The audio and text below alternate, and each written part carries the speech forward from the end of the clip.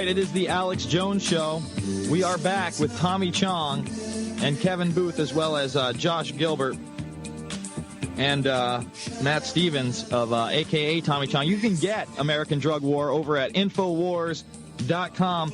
And, Tom, you were just finishing up a story about what you learned in prison. After that, I'd like you to talk about maybe the hypocrisy of those that smoke pot. And, I mean, there's millions of people in this country that smoke pot. I've heard a story that you used to hang out with Schwarzenegger, work out with him, smoke pot with him, but when you got picked up, he didn't want anything to do with you, and he wouldn't even talk to you. So if you could talk about that after the prison story. No, Arnold wouldn't take my call. Yeah, I've known Arnold since he got off the boat. In fact, we used to teach him bad English. We'd teach him what to say to girls, and then he'd get his face slapped, and then he'd catch on.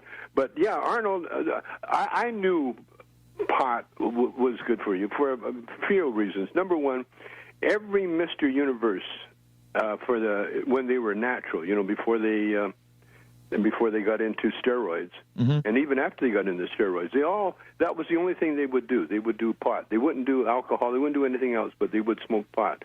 And then and the most intelligent ones, there's like I won't name them, but but there's definitely that meathead mentality in that. Yeah. No, these are like guys with degrees. These are brilliant people, and they're so fussy about their diet. They won't eat chicken if it's got a little bit of skin on it. They're very, very healthy. They'll drink only water. They want only pure things in their body.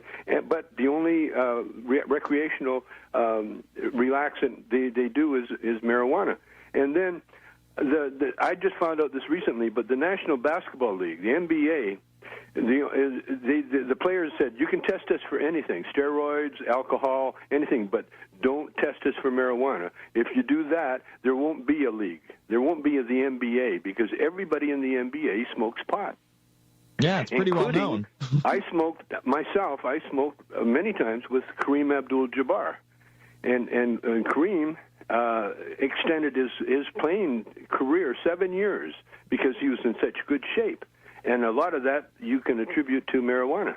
I'm almost 70 years old, and I've got the body of a 69-year-old. Well, you always were in shape back in the day. I mean, yeah. that was one of the big things. Even you and Cheech were both in great shape. Yeah, because that was my drug of choice, and I'm calling it a drug now because everybody wants to call it a drug, so I'll call it a drug now. It's really a herb, and it's used for medicine for many years.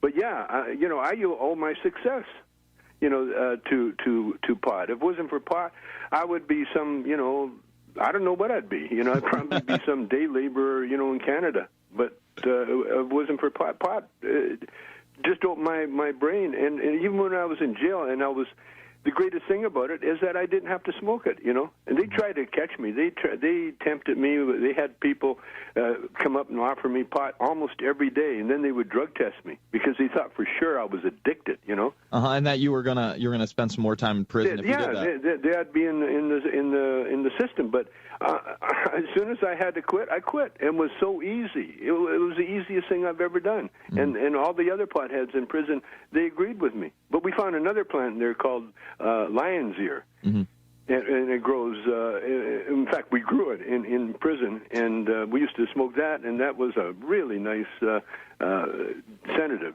put us to sleep real nice. Gotcha. Now, before we go, and I thank you guys for coming on, does it bother you that once Schwarzenegger gets into politics, he refuses to talk to you?